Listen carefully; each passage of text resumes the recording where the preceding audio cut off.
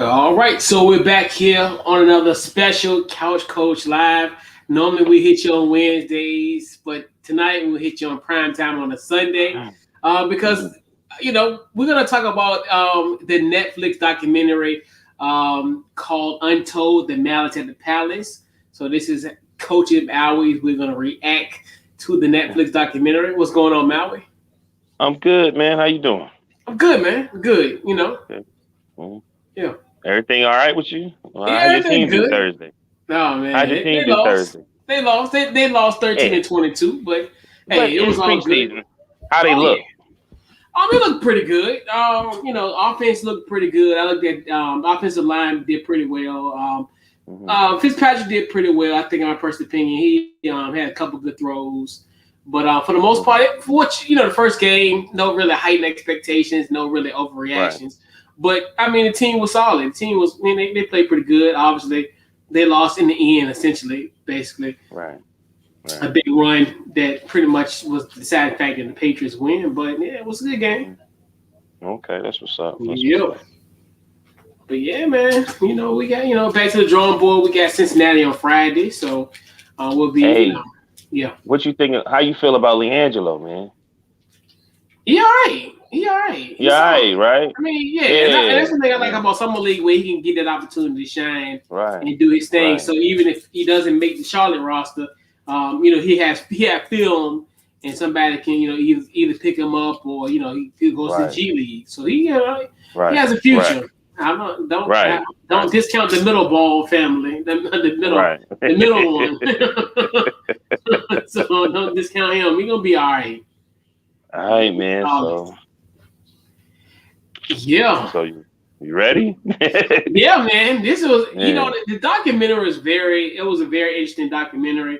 Right. It was really, it got to the point. It did what it served its purpose. So my first question was, and obviously we know this is based on the story of the Malice at the Palace. That was the Indiana Pacers versus Detroit Pistons on November 19th of 2004. So Hmm. where were you during the Malice of the Palace?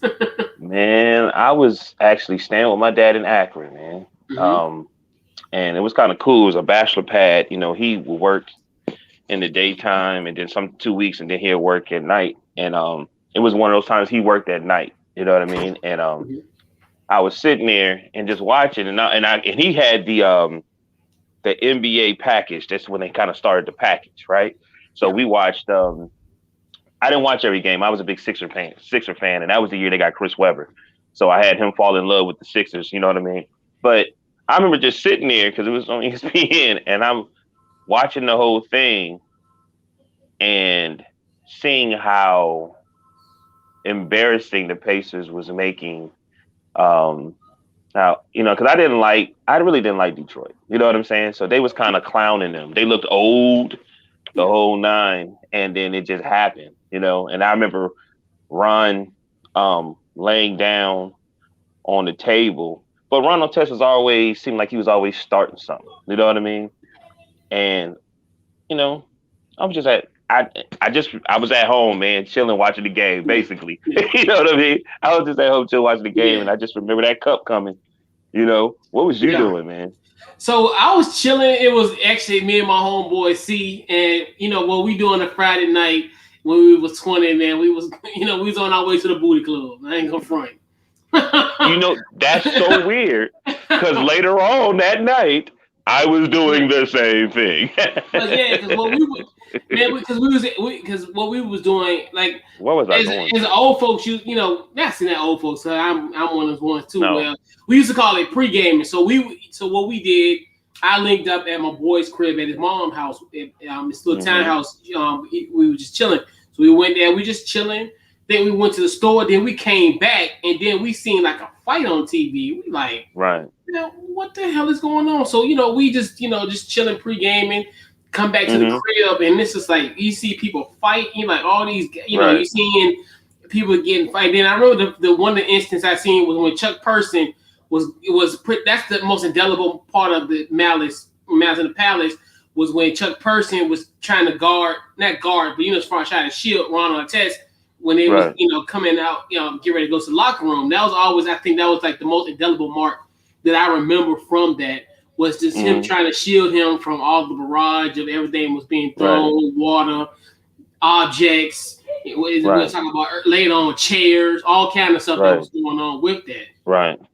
Yeah, I was trying to figure out what was I doing that weekend, but it was my birthday weekend. You know what I mean? It was my birthday weekend, and I think I saw it, and then I was so hyped because it was a Friday that every place we went to, that's what everybody was talking about. Because we went to quite a few places, but ended it at the Booty Club. That's when that was the embarrassing times we had. Well, at the time, we had to wear a shirt that was under, because I was under 20. I was 20, so I had to wear a shirt that says under 21. Yeah, well, obviously. No, it's all good. In Akron, they stayed open till 4. So that was after last call. That's definitely what we went to get some chicken wings and things of that nature. But press on. But that was embarrassing. But so from the documentary, what was your biggest takeaway? That out of everybody somewhat moved on. And I mean, it went in a lot of detail, and it could have been prevented. But looking back, as always, you can look at it and be like, okay, Tisdale didn't have to do this. Why did the coach still have Ron Artest on the court? Why did he still have to start? All these different things. Why didn't the team let them know that Ben Wallace's brother passed? Just things of that nature. Like, it was just, because it was already they already was a chippy team. I would think that information would have came, but how it really is hurting Jermaine O'Neal. I think that's the biggest out of everything I saw on there, how it hurt Jermaine O'Neal when his whole model was to be professional. You know what I mean? Even though his whole thing is, and then I was watching, was that I want to play hard. I want to win a championship. I want to prove that I belong, but I definitely don't want to lose my integrity. And it seemed like that scarred him. And it's like he never, seemed like he hurt the worst out of it. I never thought that, though. You know what I mean? This documentary kind of showed me that. Yeah, and it's crazy because going to the Jermaine O'Neal aspect, where it really, in essence, not accidental, but in a weird way, it messed his career up, because I never knew anything after the situation, the meniscus injury, where essentially pretty much messed his career up. And then I forgot about the stints in Miami, the stint in Boston. I mean, even Toronto. I think it was Toronto first. Just all those stints with that. When you really kind of think about it, and he was at a point where he was about to become like one of the best players in his league. He was on there. He was, definitely he was one of my favorites. Yeah. He was one of my favorites, And just to hear his story, I knew about it. I remember the years in Portland, and then how Rick Carlisle resurrected his career in Portland, but in Indiana. So then, with that happening, but my biggest thing was what opened my eyes was the lack of security. I didn't, the thing that got to me was I was really shocked, because when they showed the angles of the different types of entryways onto the court, that there was no security, no police around, no nothing. And then what dawned on me was like, dude, they had to call 911. Right. Someone called 911 and told them that y'all need to be at Auburn Hills because they have people on the court and they are fighting. I'm like, right. And that's weird. Yeah. I'm laughing because me and you, we would have been like, okay, where's security at? Where these doors at? So just in case we need to leave. And then that's another thing too, when you look at it, and plus, I've kind of worked in that field before, like as far as like doing security, doing that type of stuff. Right. So obviously that was maybe like 5-6 years ago, but that that incident was nearly 17 years ago. And just the fact that no one was there to actually secure this building and for letting these fans to get on the court, which was just like it was, it was just the powder keg of it all. And I mean, it tripped me out, because I'm like, where is the security? Like, you need to have security at these situations. And then another thing too was, how we viewed mental health back then, which is Yeah, kind of one of the definitely. things where it's just like, and it's kind of glad that now in present day that we're starting to look at mental health on both ends of the spectrum. Hmm. From the athlete's perspective and just from a personal standpoint, because quiet is kept.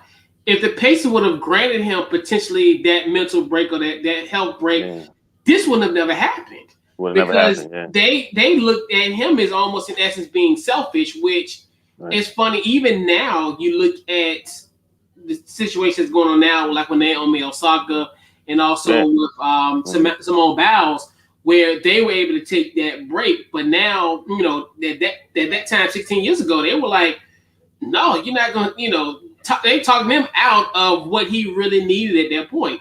Right, right. And Um, then, yeah, it's weird that he spoke on that because I got a friend that lives in Indianapolis that actually came there because of Ron Artest had his record label out there and things of that nature. So yeah, he definitely, I don't think people realize that, man. Like, yeah, um, he kept talking about a lot of pressure. Now that we older, we could see that a player like Ron Artest, they were trying to make almost like the face, one of the faces of the league, and that's a lot yeah. of play. I think he just really wanted to play basketball, and it's more to that than the position they were trying to put him in.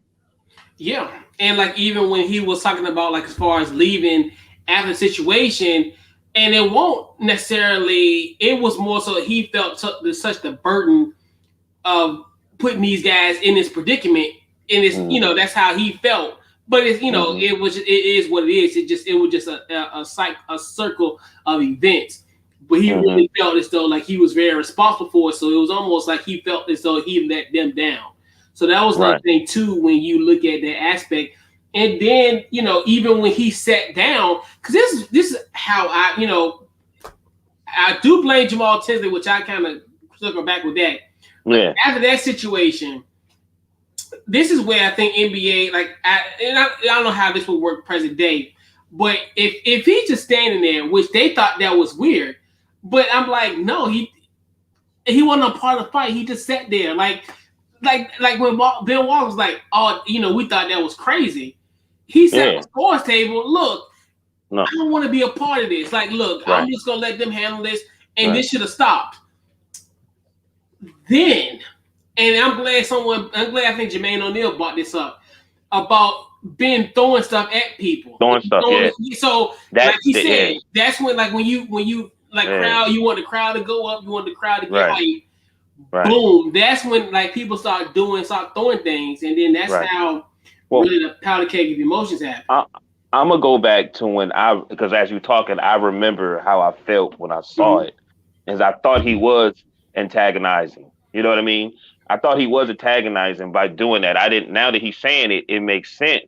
But I thought he Yeah. was just trying to be funny. I thought he fouled him when he didn't have to. And now looking back at it, like they said, he really shouldn't even been on the court Yeah. because they was already up 15. They should have took him out. I hear you blame Tinsdale. I blame the coaches. They knew that he had some mental problems. They knew some things about him, but they also knew that they wanted to give. I mean, it was just the year before he got bumped between his legs by Hamilton, and then he elbowed him with 3 minutes left in the game, where Yeah. it's tied. So you have to necessarily protect him from himself. You know Yeah. what I mean? So Yeah. he already played a wonderful game. Get him out the game. He good. Steve Jack's out there, Jermaine out there.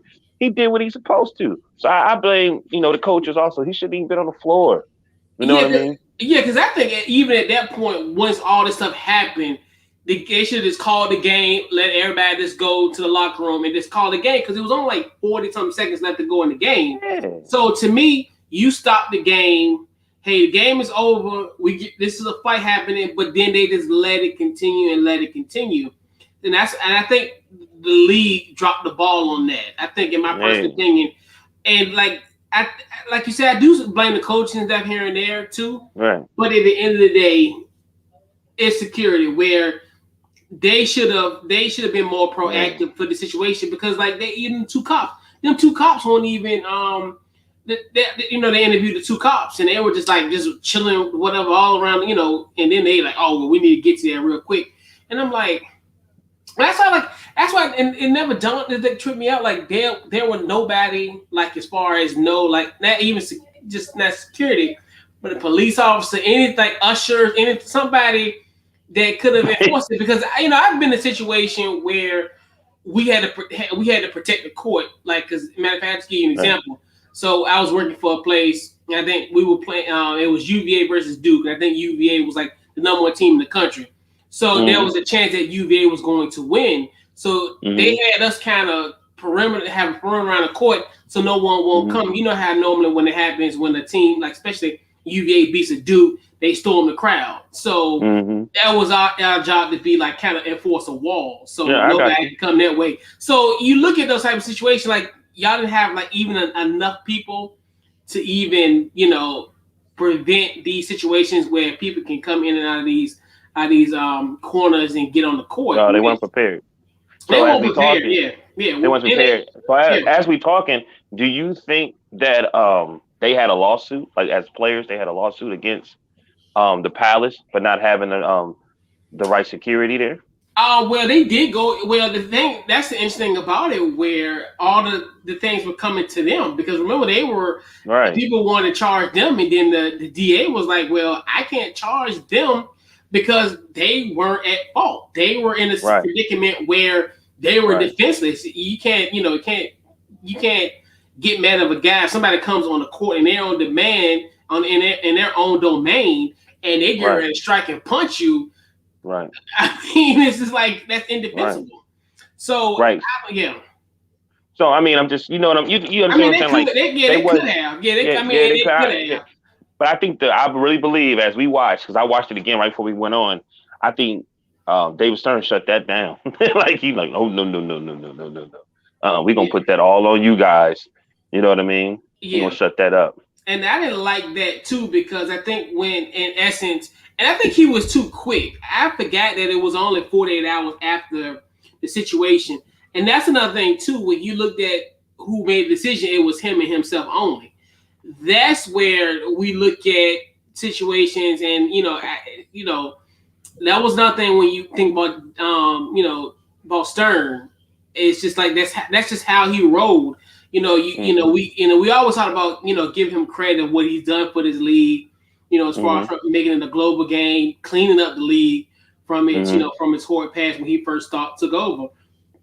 But I look at this as one of the biggest missteps, because at the end of the day, and I think it was more so a pressure at that time. And then you think about it, all the news tabloids, everybody was calling them thugs, and and I think he just really fell to that pressure, because a lot of that stuff we look at, and I'm glad he even brought up the dress code.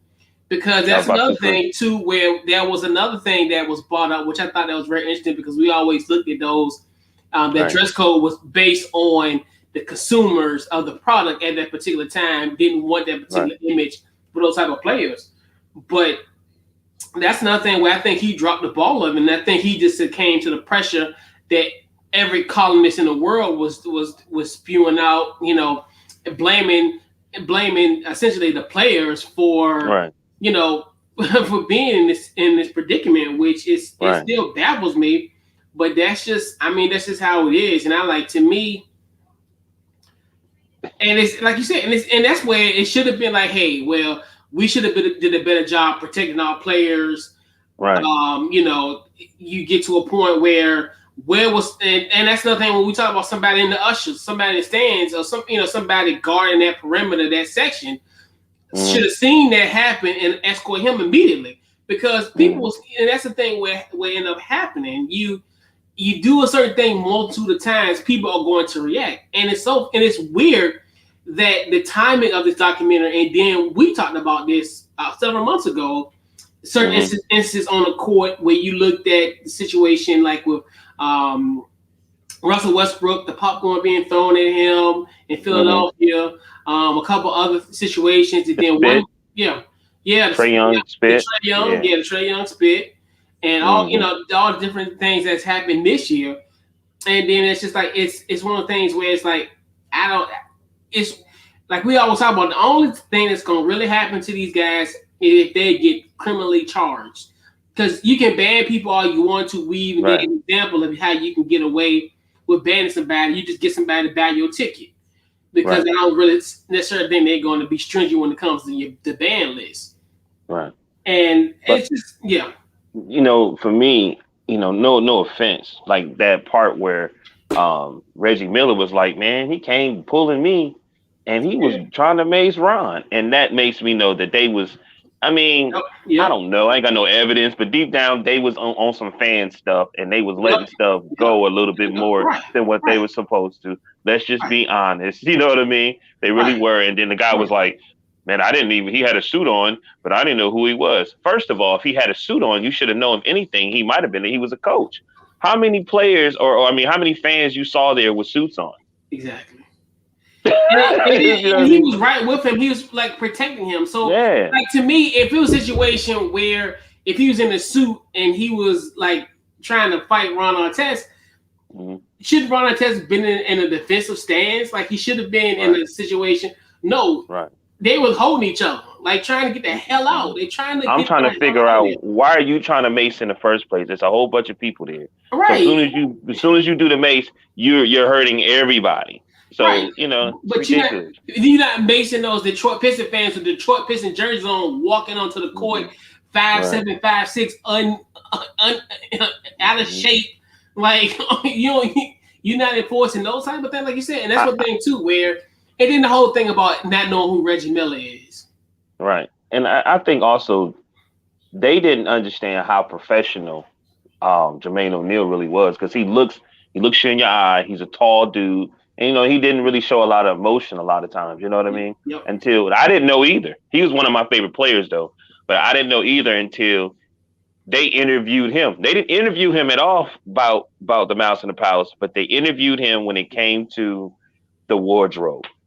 You know what I mean? And I remember Greg Anthony and Stephen A. got into it because he was saying how professional Jermaine O'Neal was. And because Jermaine O'Neal was in that, Stephen A. had something negative to say. You know what I mean? So when he sat up there, he was like, man, he was highly professional, spoke well and everything. And I remember they faces like, and me and my dad was like, my dad said, I didn't even know he could speak that well like that. You know what I mean? Yeah. I remember with that dress code incident, it was the two people that complained was Tim Duncan and Steve Nash, because they didn't even own a suit. Yeah. It's just, I don't know. It just seemed like Stern was like, hey, you can't blame the fans. I don't want to mess that up. I want to go ahead and blame you guys, blah, blah, blah. You know what I mean? Yeah. I can't believe he didn't talk to them. And right, because that's another thing too, where but I'm not surprised, because remember how he said they asked him, well, who did you consult with, or who made your decision? It was a vote of one, and it was me. Yeah. Which that's why you look at that type of situation, and you're like that. It wouldn't fly in these days, which I'm glad now it's a different story than NBA, where you got like Adam Silver, who I think in theory they would have been suspended. They might have been suspended for like this stuff that was going on the court per se. I'll put it this way: Ron Artest wouldn't have been suspended for the remainder of the season at that point. He might have got like 10, 15 games. So I'm just get throwing out some games here and there. But he wouldn't have got that much, because I think this is a different time where I think Adam Silver would have consulted with other people. It would have been more of a longer process instead of 48 hours, which, and then what's crazy about this is, how do you lose in the NBA, and as far as the NBA Court of Appeals, but in the justice system, you're freed? Like, and that's in theory, that's almost like, and I thought about that. This kind of now reminds me of how the NFL is in theory sometimes, when we have these situations where these guys are getting suspended for certain things, right? And then in a court, and then if it goes to trial or go to litigation, they're usually free from those charges. And I'm like, this sounds like an NFL problem, present day. So. He definitely dropped the ball on that, and that's just it's one of those things where I think that was one of his biggest missteps as a commissioner. Right, he was okay with it though, because I could tell by his face, because it was a big transition. You can even see as I was watching the team, you can kind of tell, like it was a transition in the league, and Reggie was like, "Yeah, it's time for me to go." I'm still, no disrespect. I don't know. This is just me. We on the show, we talking. I was like, they went and got Steven Jackson when they already had Jermaine O'Neal and Ron Artest having issues. You know what I mean? Yeah. So all you did really was put even more fuel on the fire. Yeah. You know what I mean? And even though Steve Jackson was balling, part of me felt like when I believed they was gonna get rid of Ron anyway. Me personally, you know what I Yeah. mean? I said he was out the door. I think they was frustrated with him. You know what I mean? That they needed Yeah. somebody just that worked just as hard as him. You know what I mean? But Yeah. And actually, in theory, I do like how that team was constructed because, like, you bring like, especially a guy like Steven Jackson who just won the NBA title, so that right, definitely helps as far as a playoff experience kind of guy, right, and that's right. down. So I like that, and then I think, and that's the thing too. And what was and like Ron Artest was a dog, and that's one thing He was too. a dog. Yeah, when you like. And that's why like it was weird like in Chicago like seeing him going to Indiana like I knew like he was the thing about it is when you're in Chicago at that time it's just it was a grind. Ron played hard. He was one of the best defenders in the league even then. But once he got to Indiana, it's like that's when everybody knew him a lot more. As far as just the simple fact of hey, he's more featured. I put it this way, like if you watch, I put it this way, if you watching basketball night in night out, you knew Ron Artest was a dog. But now now being in a situation like Indiana where he's actually playing meaningful basketball, that's when you start seeing it. So that's when you're like, he was great because hell, he was even great for a fucking 15-win team in Chicago. Yeah, I mean, that's what I'm saying. I know he was great, but mentally, mentally. And that's really what I'm talking about. It's like you went and got a Steven Jackson just as fiery as he is to the point that he said, man, I'll just be like, man, go ahead, man. You crazy. You know what I'm saying? Right. Like, you know what I mean?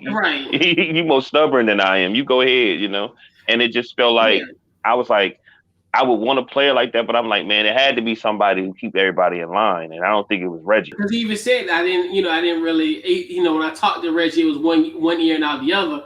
But the thing about it, even with that, he was still getting himself treated. He had a psychiatrist and everything. So to me, he's doing what we tell everybody now: seek therapy. That's what he was doing. So a part of me, like, and I'm glad that he did mention in the doc to say, hey, well, I was seeing a psychiatrist at the time, and and it wasn't gonna work. It's not working overnight. Like it's a situation that's not going to heal itself overnight. And that's the thing. Like, and and that's the thing too, where you look at, and that's one thing too. That's why I like personally that this current day how transparent we are with, especially because I think he said he was dealing with depression and anxiety.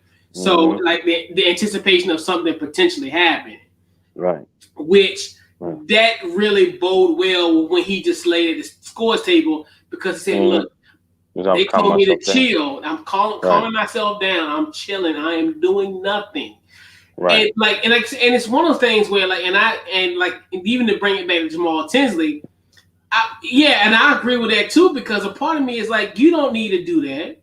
Because at the end of the day, you already know how, the mental state of Ron Artest was at that particular point.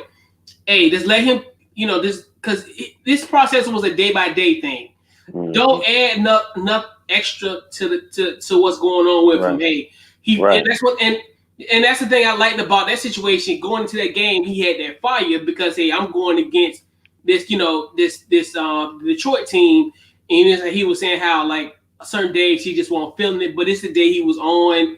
He was doing his thing. So y'all know he good. Guess what? Don't send him off with anything. Don't, like you said, oh, now you get your foul. No, don't get your foul. No. You enjoy this day. You take it to the next, and then we just gonna collect on what we doing now. And that's the thing too, where that's why I'm glad we're in a different era now. Where I think if Jamal Tinsley and how we look at mental health at this point, we would have been like, no, don't just let him enjoy the spark that he has in his game. We know he loved his game, and he's like kind of in and out when it comes to the love of the game. Which that's everybody.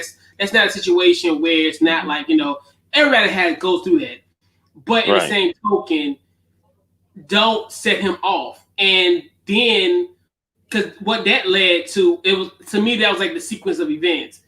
Right. You got, he's just minding his own business. Then he's already hyped, and then he's like, man, Mm-hmm. you get your foul. He gets his foul. Him and Ben get into a little, Right. get to a little, Right. to a little tussle. Right. And then he's just like, look, I'm chilling, I'm doing my thing, and then somebody had to provoke that Right. out of him, and that's why too, and it just goes back to I look at it almost like a bully analogy, where the person Right. who threw the beer in the stands was a bully. They knew, Right. in essence, that was going to set them off. Right. But So, I'm sorry. Go ahead. you know, My you good, bad. you good, you good. You have to understand, and me, no, I don't know what it should have. That's why I feel like they wasn't going to win a championship, because that foul is not that important. Let's talk about that saying when he Yeah, said you can get your foul. You go back to the year yeah. before when they lost. Mm-hmm. He felt he had to get that foul, and it's like It's like I have a newfound respect for Steven Jackson, because he was like, I stuck Yep, Wallace. I stuck Ben. And then he yep, was going for the layup. I let him go. You know what I yep, mean? Because yep, there has to yep, be something bigger than that. That's yep, you got to make that necessary sacrifice. You know what yep, I mean? And that's why you say yep. it, like Steven Jackson understood, man. It's bigger than me doing this, because really we should have beat y'all. Last. But see, even that Steven Jackson said I didn't even understand the rivalry between these two teams and what was really. And I'm sitting here like, what the coaching staff? You're supposed to put that in them. You know what I mean? You're supposed to put that in, or whoever the leader of the team, which is Reggie, because he was on the side. He's supposed to tell them too. Like, look, man, y'all remember where we was at last year? This is Yeah. how important this game is. Let's go ahead and knock. You know what I mean? Also, back to Ron Artest. I was when we was on the road, we was going to Utah, driving through Utah. We was listening to the Drink Champs with Ron Artest, and Mm-hmm. they were saying how military minded his father had him play. Like Yeah. he would play 4 or 5 times a day. It'd be like sometimes 8, 7 hours. Sometimes it'd be like 10 to like 5 in the morning. They just out there battling and battling and battling and battling. And see, now you in the NBA, you know what I mean? And you can still play that way, but you still have to have a certain way to turn it on and turn it off, which I think that's hard. I hope the NBA is really starting to expand on their mental health issue, because it is really hard when you have a person from the projects or the trailer park or for somewhere that don't have no, you know what I'm saying, that never had anything, and then they have that, and then they supposed to have the same hunger and got to understand, to have this money or to have these things, to be able to play here, I got to be able to turn it on and turn it off. And I think that's hard. I think that's hard, man. You know? And I think it's a way lot better than what it was in previous Yeah. years. I think now it's a little bit it's a little bit different, and I just think like that's the biggest thing. And I just think, like, in theory, it was. I mean, it's like I go back to it, and that's what you talking about, Steven Jackson having that championship experience and realizing, Yeah. hey, this is just a regular season game. We're Right. going through the motions, and then Mm-hmm. and that's essentially why he's there, because he's had the Mm-hmm. experience. He's know what it's been like, and like with Right. him being part of Spurs and being with Pop, Mm-hmm. so he understood, what was what was it, what was needed in that predicament. So Mm-hmm. that's one thing too when you look at from that standpoint. But it's a lot of blame to go through. And then the thing that got me So was the fan. They interviewed him, and I'm like, talking about something yeah. that's a B move. No, a B move is you going into the stand, going in the crowd, in the crowd with a clenched fist, and you didn't think nobody was gonna come after you. Talking about something is a B move. No, you're the bitch, because Right.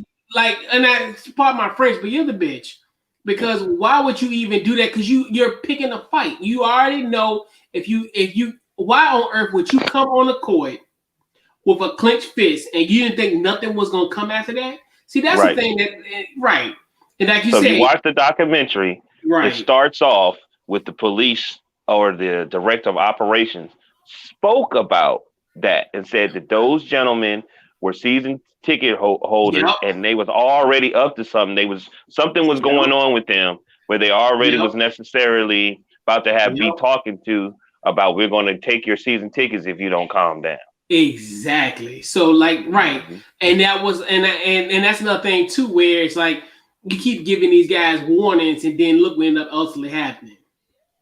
Right. And it's just, and the thing that got me, and that's one thing too, where when you sit down and you think about it, when all the dust is settled, the suspensions, all that stuff, I never knew that these guys were actually in court for almost 10 years fighting these cases. So that's the thing that got me. And I'm thinking to myself, and that's another layer which we don't see. And that's the thing too, when you really sit down and think about it.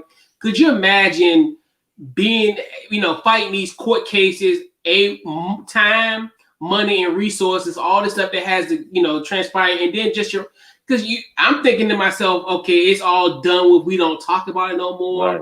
But no, everything behind the scenes, all this stuff happening, and then just imagine these families being affected by this too, where you look at it from not just from how we look at it from just as a fan perspective or how our perception is. Just imagine the ordeal that these guys had to deal with amongst, and then their families that was also involved with this as well. I would definitely go on assumption that that all three of these guys' families were affected by the situation, which should have been avoided by by tighter security or like you said, or even the coaching staff or people or anybody around that team knowing, kind of reading the room, say, hey, we need to kind of get ourselves out of here, kind of get out of the situation, or like you said, or subbing them out. Like you said, at that point, it was all said and done with. They shouldn't even be on the court. This is almost like that's nothing to also taking serious of mental health, which we talked about that earlier. I think if they would have took Ron's demand seriously, this situation would have never happened. In theory, because he wouldn't have been on the court, he'd have been doing what he had to do. Right. And I remember Ben Wallace jumping in the crowd, but I think he got in trouble for that. But I forgot Rasheed. Yeah, I forgot. Yeah, his brother. I forgot Rasheed Wallace had jumped up too. I was like, oh man, you know what I mean? It was just so many more things that I watched it when it actually happened. Yeah. And then what they did was they took that film and edited it out and came up with something. I would like to know how much money they made off of that story, man, because it was everywhere. It launched a lot of careers. I remember Ben Wallace's brother hitting Fred Jones, and then I seen Ben Wallace's brother like at one of the summer leagues. Ben Wallace have summer league out here, and I was like, I like Fred Jones. I'm sorry, I hate to say that, like Fred Jones still alive, like. Bro, when I tell you Ben Wallace's brother is massive, bro. When I seen him, I was like, I got scared, bro. I'm sorry, Ronald. I ain't saying he was a punk, but he damn sure backed up when he saw Ben. You know what I mean? And that was prime Ben. Ben looked like a cyborg, man. You know what I mean? And it's really sad though, man. It is. I mean, in theory, all it is really I think as a sports fan, after watching it, and even, you have somebody like a Reggie Miller, and he was like, even without him, he was literally, and in some type of way, he was like, oh my God, we got something special. You know what I mean? As he was talking, it wasn't just that he had a championship or whatever. He was just like, finally, I got something special. And you know what's funny? Even on Drink Champs, Ron Artest said he was playing for the MVP. You know that? Yeah. Yep. He said, man, that year, he said, now I might have been able to get it. He was pushing to try to win MVP that year. Because at that point they was only like 8-9 games in, so he was balling in that game. Yeah. He was he was on the roll in that game, and that's one thing too where you look at it, and it's just it was a very interesting documentary, like you said, and it definitely showed the different sides. And then it's just, and like you said, it just made me really feel for Jermaine O'Neal out of all of them because of just how, his previous situation in Portland that led him to Indiana, and then, just everything. And then hearing his story, which, you think to yourself, well, Everybody else kind of went on and did their thing. And even though Jermaine O'Neal in his own right is doing what he's doing now, present day, but you just you think about it and it's like, and then like we talked about earlier, the injuries that caught up with him, and he just like, God, it's just what could have been. One thing that I got out of it too, man, is we made fun of him because he's Ronald Test because he said he wanted to do his rap and he wanted to promote it and he wanted to retire and he wanted to, and really because he doesn't have the best communication skills. What he really was saying, I just need a mental break. You know what I mean? And like they don't believe, they think because this is what you getting paid for, this is what you're supposed to do. You're not a human being, that you don't need a mental break. You know what I mean? Everybody's got to have a break. You know what I'm saying? Yeah, he was off the summer, but you don't even understand what he's doing after that. He moved it, like I said, he moved his homeboys to Indianapolis, and that probably made him happy. And he was like, man, I want to do this because he feel like he could do whatever he want now. And that wasn't important to him. That wasn't, I mean, he got obligations. I get it. You know what I mean? But really, he was just saying he's not right in the head. And if there's one person we supposed to listen to that said they got some mental problems, some things, they really, even though he was saying that, was probably Ron Artest. Also, I like the DA, the investigator. You know what I mean? And how poised he was pertaining to the investigation. You know what I mean? And how detailed he was, because he said off top, like he said, it ain't the players' fault. It was these gentlemen's fault. You know what I mean? If they wouldn't have done this would have never happened. You know what I mean? Yeah, and like he said, this was more, and that's crazy to think when even like how he broke it down. He said this was more complex than a murder investigation because of the simple fact of when we think of a murder, it's kind of cut. You know, it's almost like it's it just was more detail oriented and like pretty much what it's like. And I didn't even know like so many different things happened. Like a dude was throwing a chair at Jermaine O'Neal, which I remember that chair. Yeah, and it's crazy. I totally forgot about the chair. I remember when he was going to the locker room and everybody was throwing all this stuff, but I didn't know. And that's Did they get charged too? Yeah, they got charged too. Yeah, because the black dude got charged. He got charged for that. And that's another thing too, where you thank God for cameras, because that's another thing too, where you look at those where they were able to take those angles, because and if you look at it from a frame, and that's another thing too, where how thorough the investigation is, because it was just a bunch of people in the crowd, and for them to kind of, and that's the thing too, where this is really meticulous, because they got to go frame by frame by frame by frame and see that he did that, because if I didn't think it was him until, like you said, because I was like, why did they zero in on him? And I'm thinking it was somebody else because of how I looked at the frame at that point. I like, damn, that was him, because they showed frame by frame of him actually going off, because he went off to the side, came back in the frame, and then threw the chair. And I'm like, damn. Like, also was very important. It was when Reggie Miller said we were beating them so bad that the regular ticket front row holders all left. And then everybody at the top went down. You know what I mean? That was very important. That I'm telling you, man. The more we talk about it, sound like to me it should have been a lawsuit. It should have been a lawsuit for the players, which it probably was, and they just not gonna talk about it, because basically that's what they say, which is weird. I wonder if they had some paperwork they had to sign that basically say you can't speak about it for a certain amount of time. You know that, because they know. I can't believe nobody interviewed them. Nobody interviewed them about it. You know what I mean? For the take they, you know what I'm saying? There's no past interviews. I'm sure Steven Jackson talked about it and Ron Artest, but nobody talked to Jermaine O'Neal. I don't remember at all no interviews them talking to Jermaine O'Neal. And the thing about Jermaine O'Neal was just like the one in a weird way, it was a forgotten one. I mean, when you sit down, you think about it. That's where you look at him, and what's crazy about it is he should have been the central figure in all this because of just his stature in the league. He was at that time a perennial all-star, one of the top guys in his position, and like you said, he's almost like a forgotten piece of this story. Which, like you said, and I'm glad, like you said, and that's the only reason between the documentary and then hearing them on all the smoke. You tend to forget, and then you fail to remember. Like after the fact, because it's almost like I almost literally almost forgot about Jermaine O'Neal until like he was talking about after everything happened, and then just the bad luck he's had. Like I think he got misdiagnosed with a torn meniscus. He was still playing, and then got misdiagnosed. Which I'm like, so you think to yourself like, oh, that's crazy. Like like you said, it was to a point where even his agent was like, every time you get an MRI or something done, send me the results because we're gonna because of that screw up that one time. It's just like, look, because we're gonna trying to figure out what was wrong with him, and then he got misdiagnosed for it. So you just and just like you said, the whole thing of just he was a guy that a lot of people forgot. I'm glad he was able to tell a story, and then like you said, then hearing the story, you're like, I mean, he really went through it out of everybody.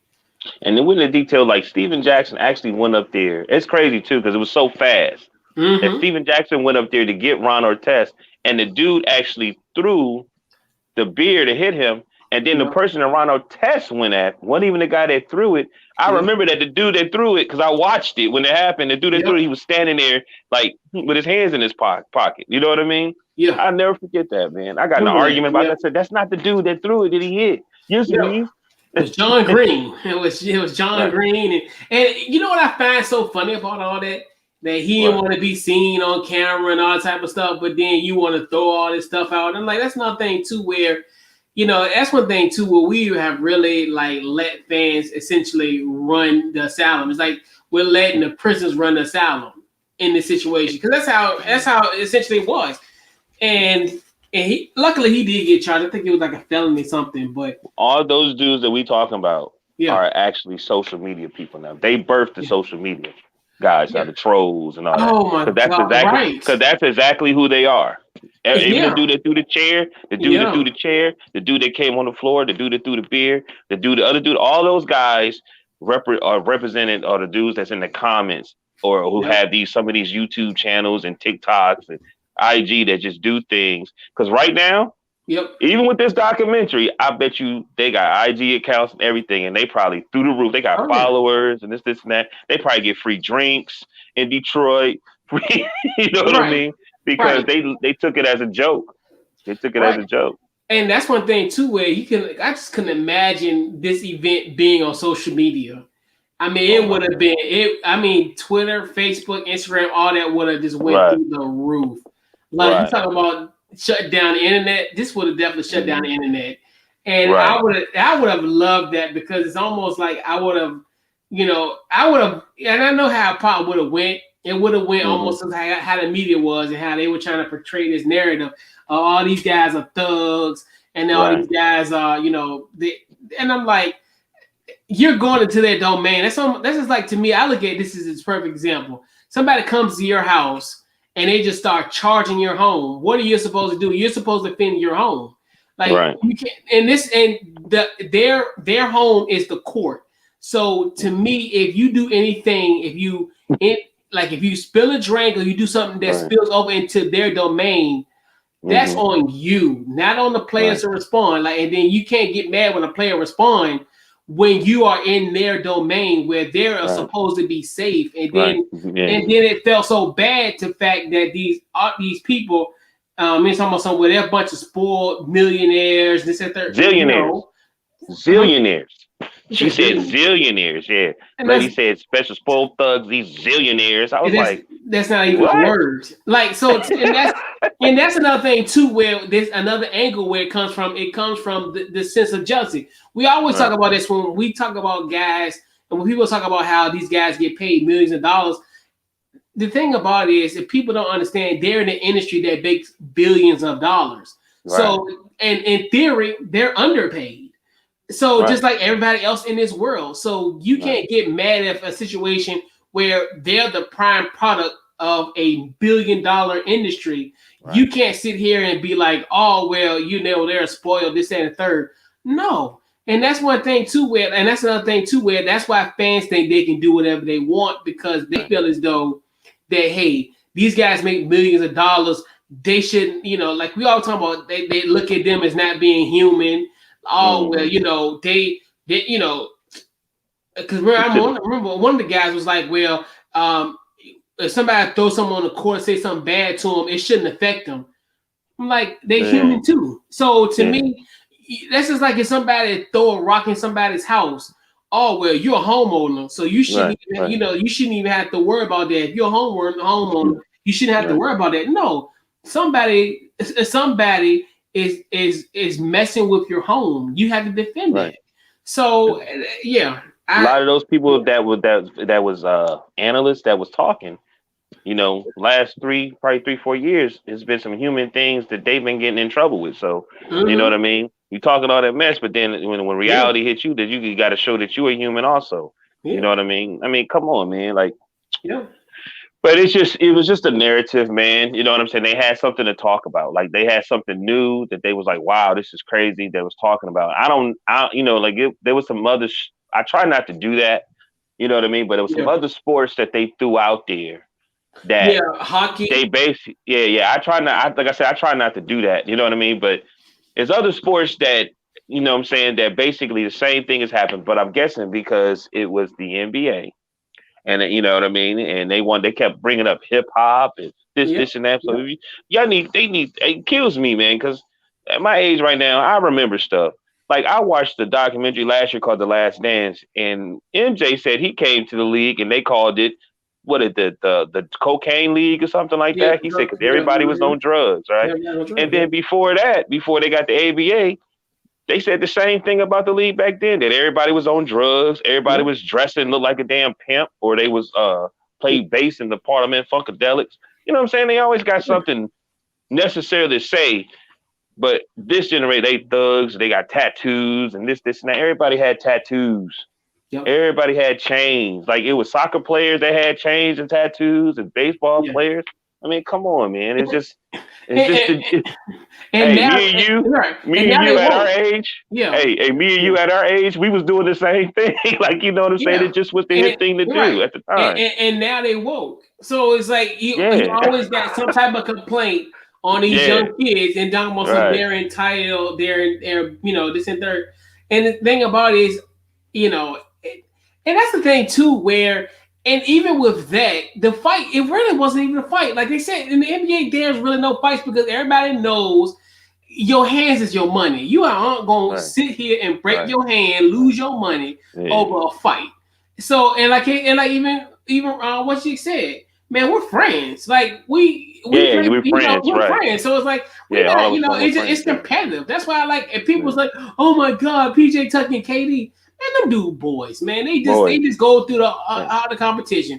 I just like we talked about, like, when I was coming up and we was playing basketball, Jerome and Carlos, our boys. Right. And we would fight like cats and dogs, but in the day, man, this dude, we chilling playing live, chilling at the crib playing Madden live like 20 minutes later. Like ain't nothing really happened.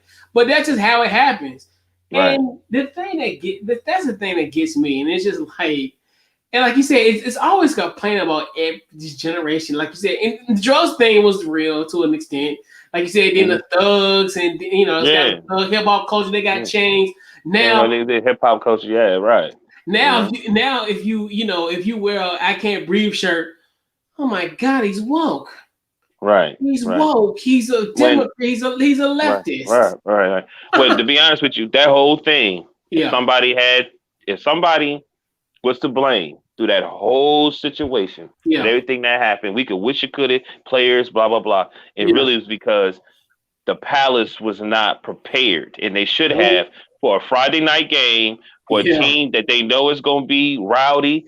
You know what I'm saying? You got the championship Detroit Pistons, right? Because they won the championship, right? Yep. Mm-hmm. That year or the year before? The year before, right? No. So why that same year? Because remember, they won the championship in June of 2004, and then that was in November. And remember, Chauncey came in with his little big ring. Like, look. All right, bet. So to me, and how they had announced. See, that's what's crazy. It makes me feel weird because now they're saying it really wasn't no police and no security there. It's weird to me because, like they said, you got the announcer talking trash. You know what I'm saying? Then we know it's a Friday night game. We know this team is most likely was the Eastern Conference Championship. Why wasn't where the yellow coats at? You know what I mean? Not just the police. Where the yellow coats at? Like, all right, the ushers and all that type of stuff. People that at least protect the perimeter of their particular section that could have not necessarily stopped it, but they could have at least identified who these people are, get them out of the building before it becomes something bigger than what it was. That's some BS. Right. Some BS. It's some BS, yeah. And it that's don't why, make no sense. Right. I could see if it was the Timberwolves and, some real sorry teams that really didn't have no good record. You know what I mean? Like we talk about both of these teams, Eastern Conference champions, you know what I'm saying? Mm-hmm. Pacers, you know what I mean? They had security there. They had security there. Bro, and then what made it even worse was, because shout out to Tim Donahue. He was in the joint. And you see how like the NBA, you know what I find so funny about all this? The NBA found a great way to we're gonna find the best referees for this particular game, but y'all didn't have the best security for this game. I see how you did. Right. Yeah, that's you peeked that out too, right? Yeah, man. Yeah. Like, what? Like, so y'all picked the best referees as if it was. Why did you pick the best referees? Because the game. I guess the game had such magnitude of it that you forgot about maybe security might have been needed if something was to happen. Bro, why would you not have security when you got Steven Jackson, the Detroit Pistons, Rasheed Wallace, Ben Wallace, all the dogs. It may not have been the bad boys, but they still was an extreme fouling team. Modern day. They're modern day. Larry, right, yeah, right. Yeah, so modern day, I knew that, but I'm saying even back then you had Ron Artest there. And Jermaine O'Neal, he was fiery on the court too. You bump it the wrong way, he ready to throw. Yeah. So and why would you? And what's funny, both of these teams are eerily the same. I mean, my personal opinion, as far as the grit, the determination, the junkyard dog type of mentality, in my personal opinion. And I'm like, but they was like, you know what? No, we'll get the best referees, but we're gonna skip on the security.